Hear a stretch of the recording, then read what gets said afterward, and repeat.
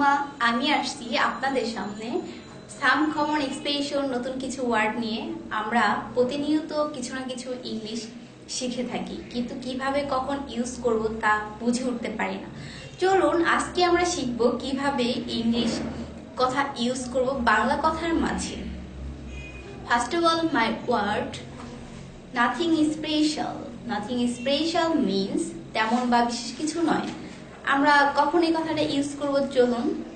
For example, আমরা তখন এই কথাটা ইউজ করব, দেখা গেছে যে আমাদের ফ্রেন্ড সার্কেল আমাদের সাথে রাগ হলো, তখন আমরা এই কথাটা বলি, ফ্রেন্ড কি হয়েছে, তখন আমরা বলি তেমন বা বিশেষ কিছু নয়, তখন আমরা বলতে পারি nothing special. Next word not হ্যাপিড।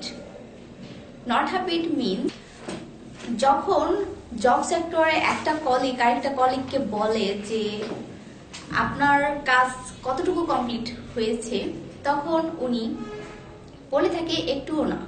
একটুও না না বলে সে বলতে পারে যে নট হ্যাপিড মানে একটুও না। My next word till tomorrow. Till tomorrow আমরা এভরিডে ক্লাস করি, তখন ক্লাস শেষে যখন ছুটি হয় তখন আমরা সবাই বাসায় যাওয়ার জন্য পাগল হয়ে যাই, তখন আমরা বলি কাল দেখা হবে দোস্ত, কাল দেখা হবে, তখন আমরা না বলে বলতে পারি যে till tomorrow. Okay, my next word rest অ্যাশুড।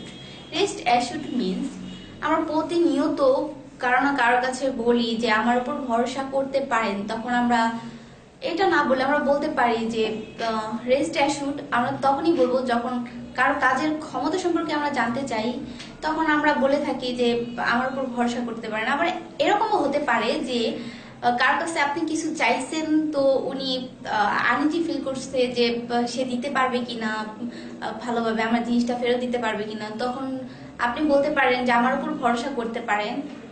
তারপর আমি নেক্সট যে ওয়ার্ডের কথা বলবো সেটা হচ্ছে যে দ্য রেস্ট অফ।